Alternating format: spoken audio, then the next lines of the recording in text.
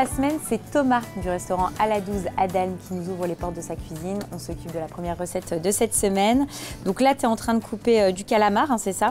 Oui, des chipirons. D'accord. Et on va faire un amuse-bouche. Ouais, c'est quelque chose un peu à grignoter. D'accord. En fait, c'est des chipirons qui vont être juste snackés. Un peu une recette un peu estivale qu'on va relever. Façon tapas, quoi. Ouais, c'est ça, à partager. Ouais. Bon, là, je les ai déjà vidés. Oui, donc nettoyer. on les coupe dans la longueur, en fait, parce qu'après, ils vont se rétracter et ça donnera un peu du volume. Après, vous avez les tentacules. Si elles sont petites comme ça, on peut les laisser. Puis si maintenant, il y en a des grosses comme ça, vous pouvez les couper en deux. Après, ici, on va ciseler également un peu de livèche. Alors, la livèche, elle est toute jeune, elle est tendre, hein, là. Donc, on peut utiliser les tiges avec. Ah, tu peux carrément mettre les tiges ça, avec. C'est la livèche, c'est l'ancêtre un peu du céleri. Bah ça, ouais, on a dans le jardin, une fois que tu en as, ça pousse facile chaque année. C'est un peu, voilà, c'est les premières feuilles qui sortent. Après, on va relever la recette avec un petit peu d'orange sanguine, là. Donc ça, je la coupe juste là, et puis bah, on va pouvoir commencer à les snacker. Ouais. Donc on passe à la cuisson. Oui.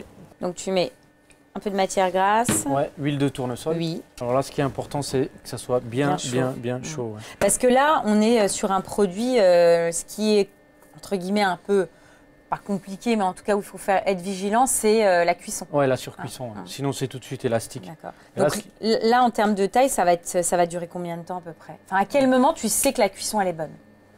Comme ça, c'est le moins possible. Mais il faut qu'il y ait une coloration pour que ça donne un peu de goût, quoi, que ça soit un peu toasté.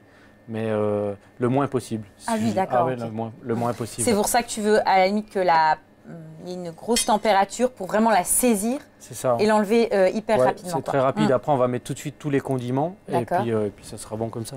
Donc dès que ça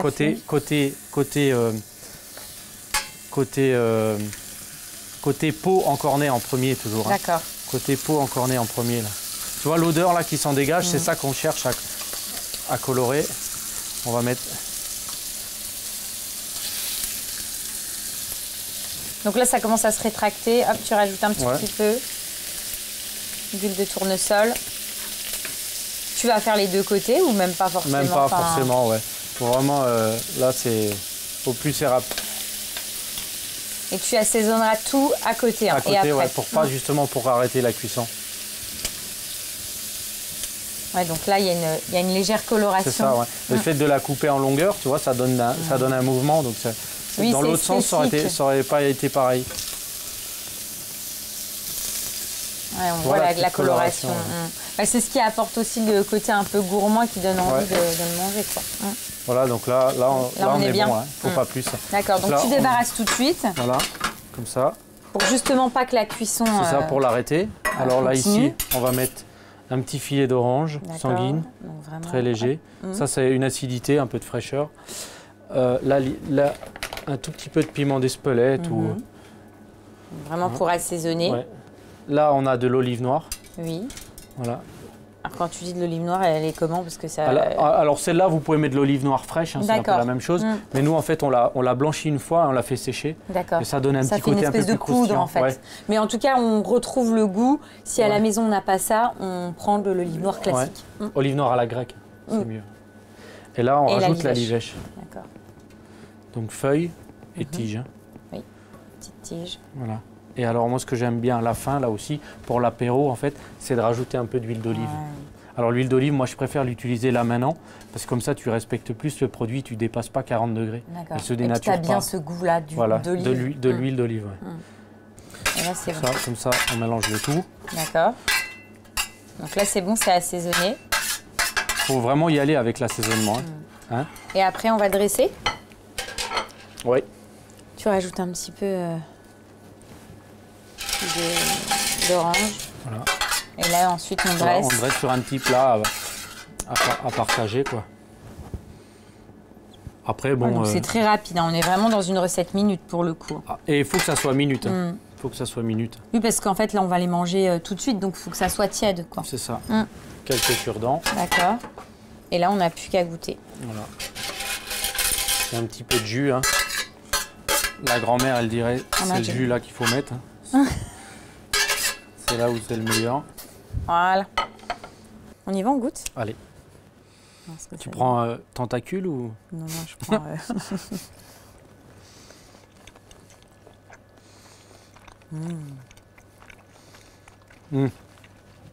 Pour assaisonner un peu plus, tu vois. Tu vois, là, on discute et tout, mais on ne fait pas les choses correctement. Tu trouves que ça manque un peu de l'ivèche? L'ivèche, ça manque un peu de... Moi, je trouve que c'est très bon. Effectivement, non, ça manque pour l'apéro. De quoi? De fraîcheur, tu veux dire, avec la livèche? Oui, c'est ça, ça manque. Tu vois, tu sers ça peut-être avec une sauce et tout en entrée, ça pourrait passer. Mais là, à l'apéro, tu bois un verre de vin blanc, il faut que ça soit plus relevé. D'accord. Tu vois, là, donc là, il faut recorser le tout, là. Donc là, il ne faut pas hésiter à remettre un petit peu. En fait, tu réajustes. Ben, c'est ça. Ça reste très bon. Mais effectivement, la livèche, ce qui est sympa, c'est d'avoir encore ce côté encore plus frais. Il faut que ça soit nerveux. Faut que ça soit nerveux. Non, mais c'est top. On regoute. Ah, tu veux qu'on regoute? Non, tu n'aimes pas? Si. J'en ai pris, nous, il y avait plus de livèche et plus d'olives. Et effectivement, c'est mieux quand ça... Et le piment, tu vois, là, le piment, il est plus long en bouche. Oh, c'est top. Franchement, c'est... Voilà. Assaisonnement, là, surtout important. Voilà, c'est ça. La cuisson et l'assaisonnement, mais c'est très bien. Prochaine recette, ça sera quoi? Ça sera asperges panées à l'amande grise avec quelques mirabelles et un petit fromage blanc aux herbes printanières. Allez, c'est parti pour 10 minutes de cuisson, plus ou moins. Donc, on fait quoi? La sauce? Fromage blanc, tout simplement. C'est un peu printanier. Et là, on va mettre alors, des fans d'oignons, les premiers oignons qui sortent là, tout ce qui est ciboulette, un peu des choses très, très frais. On a un petit peu de feuilles de moutarde. Ici, j'ai récupéré un peu de coriandre encore, là, qui pousse dans le jardin. Et également les cœurs de céleri branche. D'accord. Alors ça, on peut le mettre un peu. Après, donc là, l'idée, c'est de couper toutes ces petites herbes-là et de les mettre dans le fromage blanc pour vraiment avoir un fromage blanc avec le côté herbacé, quoi. C'est ça. Tu les tailles assez fins. Donc tu vas les associer très simplement. C'est ça. Alors les asperges, après on va les paner et on les servira tièdes. Et les mirabelles, tu vas les servir Ça sera avec, justement, c'est un peu pour contraster parce que la saison des... Ça, c'est des mirabelles qu'on met en conserve, nous, ici au restaurant. Mon père, il fait. Il le fait généralement au mois de juillet-août. D'accord. Et elle commence à récupérer le parfum du noyau quand la saison des asperges démarre. C'est vrai. Ah, d'accord. Donc, tu sais que c'est ce moment idéal pour commencer à les consommer. Si tu goûtes une mirabelle, là, tu as le parfum de l'amande un peu.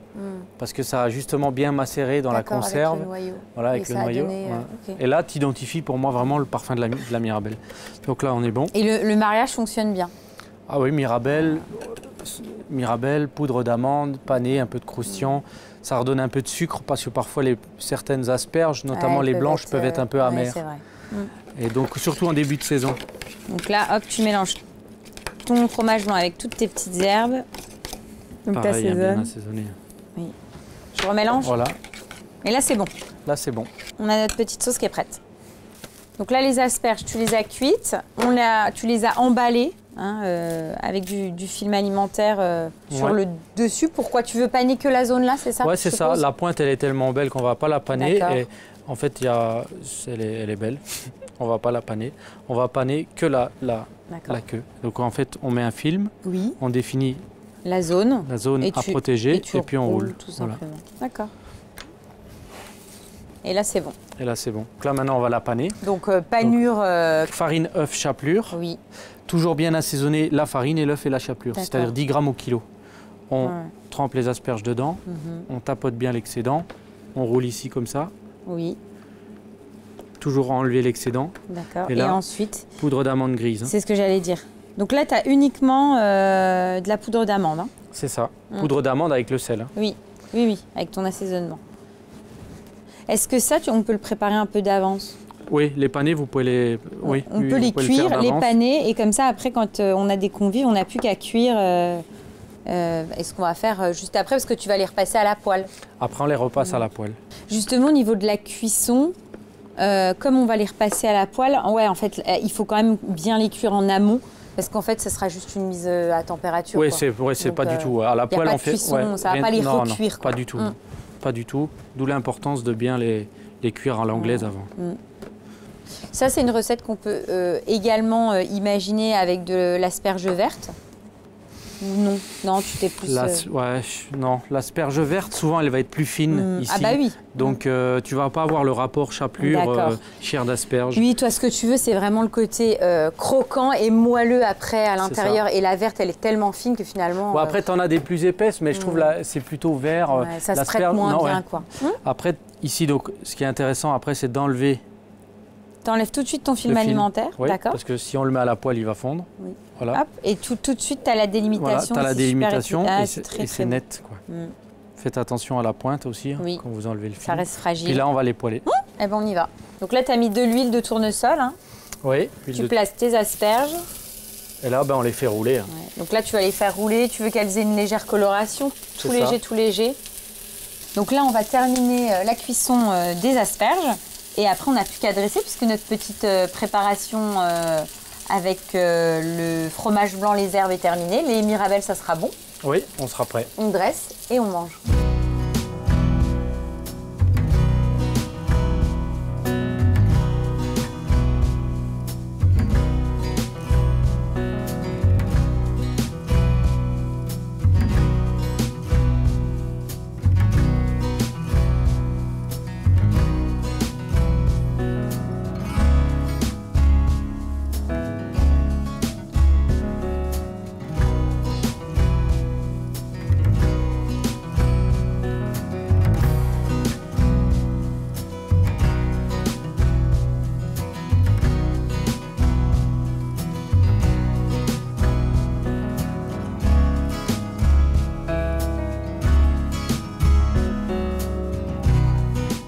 C'est trop bon. C'est trop bon parce que, en fait, t'as vraiment, ça donne vraiment de la gourmandise à l'asperge. Ça lui donne de la texture, enfin, tu vois, du croustillant. Et en même temps de la gourmandise. Avec le petit fromage blanc, enfin voilà, on est vraiment dans la recette printanière, quoi. Non, c'est une belle recette, une belle association. Top. Et le fromage blanc, tu vois, pas trop froid. Non. Hein, faut le, un peu tempéré, quoi. Voilà, tempéré, que ça diffuse mieux les arômes des herbes. Recette suivante. Alors, ça sera un foie gras chaud. D'accord. Escalope de foie gras poêlé avec du blé vert fumé et quelques pommes. Et donc là, tu es en train de couper un petit oignon nouveau. Les oignons nouveaux, c'est ça. Et on va mettre ça va être l'accompagnement. Du foie gras. Et ça, c'est quoi? Du blé vert fumé ou du friquet, ça s'appelle aussi. D'accord. On en trouve facilement dans le commerce, ça? Oui, dans les plutôt épiceries bio, un peu spécialisées. Ou... Donc tu veux avoir ce goût de fumée. On va le sentir, c'est assez prononcé. Oui, c'est assez prononcé. Et puis en fait, c'est malgré que ça. Oui, c'est ça. Le goût du fumé, c'est la Moselle, quoi. Ça vient de chez nous, c'est plutôt fumé chez nous. C'est vrai. Ok, on commence par cuire ça, j'imagine, en premier. Donc eau bouillante, salée. C'est ça, comme des pâtes. Et on compte en moyenne entre 15 et 18 minutes. D'accord. À ébullition. D'accord. Donc on va laisser tranquillement cuire. Et ensuite, on va s'occuper du foie gras. Du foie gras. Voilà. Donc une poêle bien chaude. Voilà. Et là, tu vas mettre donc, le foie gras. Ça, c'est un produit qui vient d'où? De Poitiers. D'accord.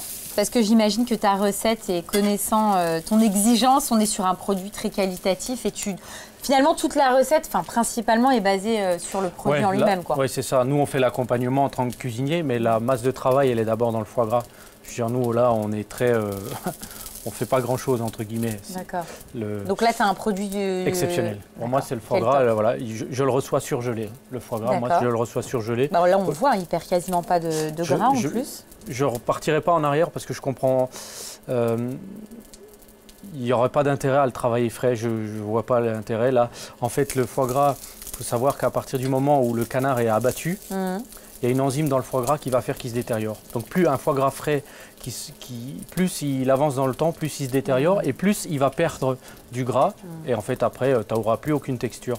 L'avantage de ce producteur-là, c'est qu'il sort le foie gras chaud, il coupe à chaud et il surgèle tout de suite. Ah oui. Et donc, on est extrêmement près de la date d'abattage.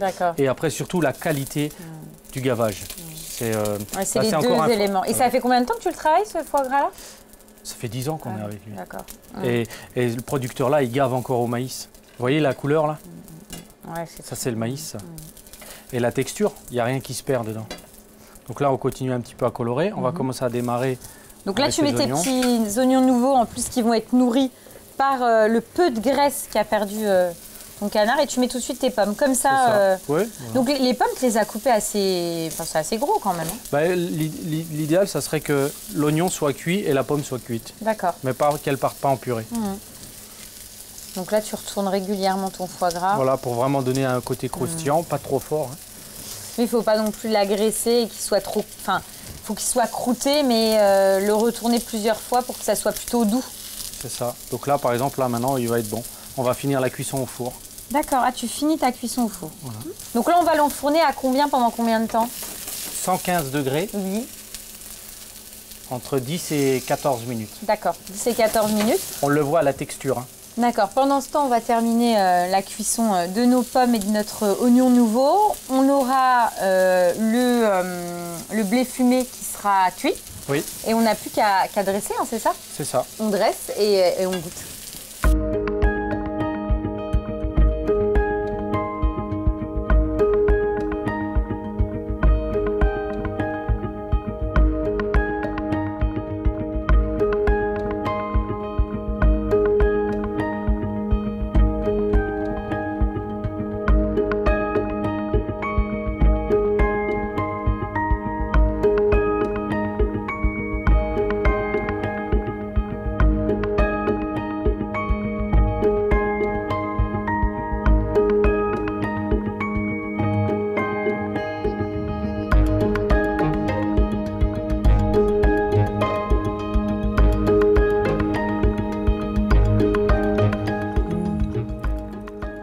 C'est un bonbon. Le foie gras est vraiment excellent. Ouais, la texture est... Ah non, il est vraiment top. Et puis effectivement, les petites pointes de sel là, c'est parfait. Donc tu as rajouté une petite réduction de pommes, hein, c'est ça? Ouais, c'est tout simple, c'est du jus de pomme réduit. Voilà. C'est très très bon. Franchement, ça fonctionne bien avec la pomme, le petit oignon nouveau. On est vraiment dans une recette fin d'hiver pour le coup, mais qui est excellente et qui reste gourmande. Top. Prochaine recette, ça sera quoi? Ça sera du lieu jaune poêlé et déglacé à l'ail des ours avec du chou pointu braisé. Donc là, tu coupes ton chou, on va le cuire comment? On va tout cuire à la poêle, on va faire une recette simple, efficace. Oui. Recette minute, quoi. Voilà, c'est ça, ouais. Donc là, les feuilles de chou vont cuire très rapidement, ça cuit plus longtemps. Oui. Donc pour raccourcir le temps de cuisson, on va un peu l'émincer. D'accord. Tu l'utilises, mais en tout cas, tu l'éminces. Plus petit pour diminuer le temps de cuisson. On va couper un petit peu d'ail des ours avant. Donc tu coupes aussi. Bien utiliser la queue. Hein. C'est où il y a le plus de parfum, c'est là dans la queue. Donc là, c'est bon. On va sur le chaud. Donc tu mets un peu de matière grasse. C'est ça. Donc huile de tournesol et beurre. Oui. Donc on va poêler au beurre noisette. En premier, on va poêler le lieu. Et après, on va le laisser reposer pendant que la cuisson des choux va se faire avec l'ail des ours. Donc côté peau. Toujours, ouais. Permet de la... Donc là, après...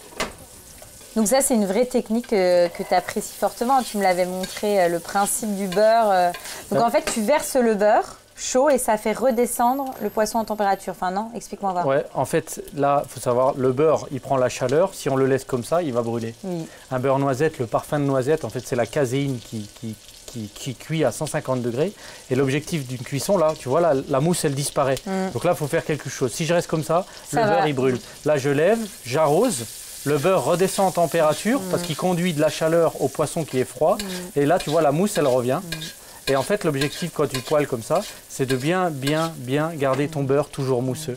Tu vois, là, la mousse, elle disparaît. Et tu refais l'opération. Et puis, ça permet de nourrir et de cuire ton poisson sans l'agresser. C'est ça. Après... Et de lui donner une belle couleur parce qu'on voit qu'il va prendre... Je suis pas pour... Bon non. Ça va pas le nourrir alors? Non, le gras, il rentre pas du tout dans le poisson. Par contre, tu as la caséine qui va se coller au poisson là. Tu vois, là, ça commence à...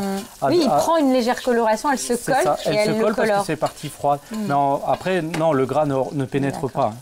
Mais tu vois, là, la coloration là, tu l'as... Là, on le laisse remonter un peu en température. Et il faut aussi entre 140 et 155 degrés. C'est typique de chez nous. Ça, c'est c'est la cuisine française, en fait, ça. Par rapport à... Par exemple, tu vas descendre dans le sud de la France, ils vont cuire ça à l'huile d'olive. Et une fois, moi, je dis, ben non, moi, les poissons, je les cuis au beurre noisette. Avec quoi? Avec du beurre? Mais ça va être gras, ça. Ben, t'as un parfum, là. Tu vas voir le poisson, là. Regarde. Bah, déjà, la couleur qu'il est en train de prendre, c'est beau. Et là, tu vois, la fumée, elle est légèrement blanche. Là, tu vois, ça fume pas bleu.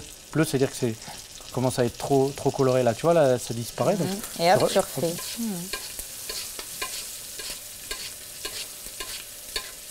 ça prend plus de temps, hein, parce que tu dois vraiment être sur ton poisson. Ouais, c'est ça. Mais pour le coup, tu ne le brusques pas. Non, et après, ce qui est intéressant justement avec la recette, ce qu'on va faire, c'est que le beurre, après, on va le récupérer pour cuire le chou. Donc là, on a quasiment terminé la cuisson de notre poisson.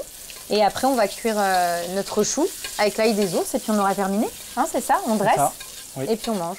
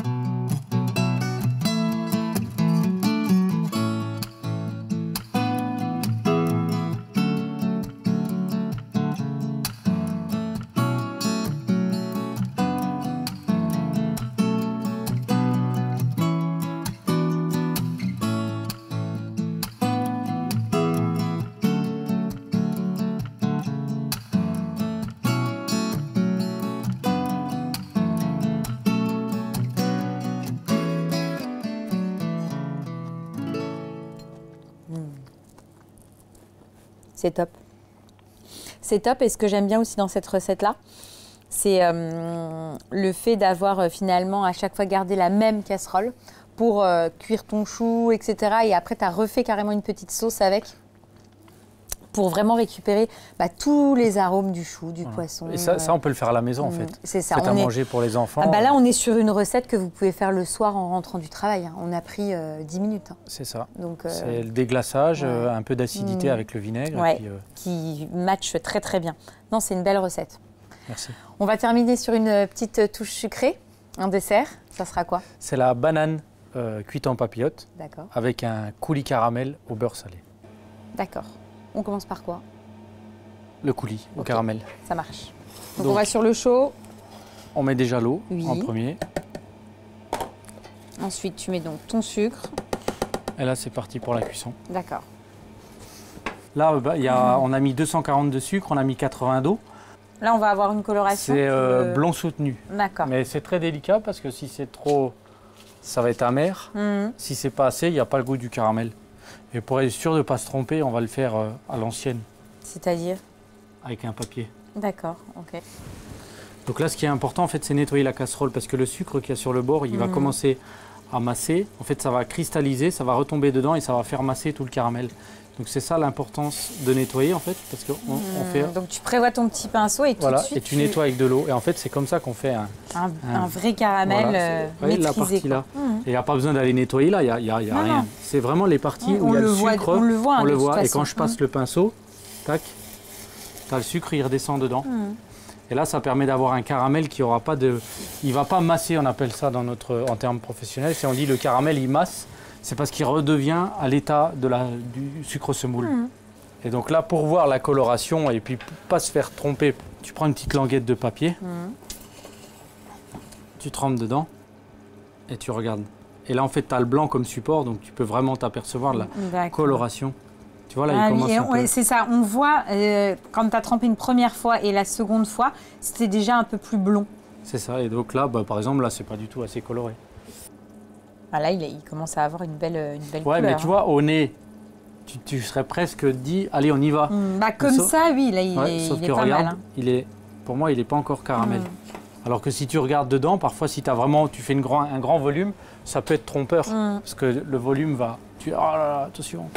Il faut que ça ait le goût de caramel, parce qu'après, tu vas le détendre avec de la crème et du beurre, tu vas perdre beaucoup de... Oui, tu veux vraiment qu'on sente bien ce goût de caramel. Là, il est bien. D'ailleurs, tu le vois, la fumée, elle devient un peu bleue. Et là, ça va très, très, très vite. Tu vois là comment ça change de couleur? Donc là, hop, on stoppe. On stoppe, on met la crème. Donc là, tu mets ta crème. Voilà, c'est ça. Tu fouettes en même temps. Ouais. Ta crème en quantité, t'as quoi? En crème, j'ai 80 grammes. En crème, il y a 120 grammes, pardon. 80 grammes de sucre, 240 grammes de sucre, 80 grammes d'eau. Et 120 de crème. 120 de crème et il y aura 80 grammes de beurre. Là, il ne faut surtout pas verser en une fois, sinon vous allez. Oui, ça va là pour le coup.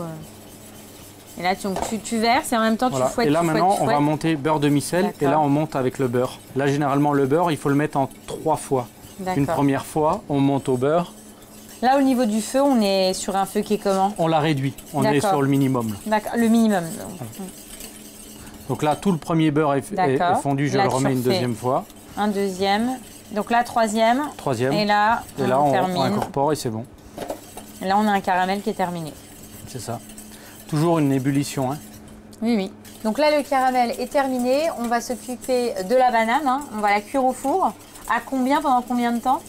180, entre 8 et 10 minutes, suivant la maturité de la banane. D'accord. Et après, on dresse et on goûte.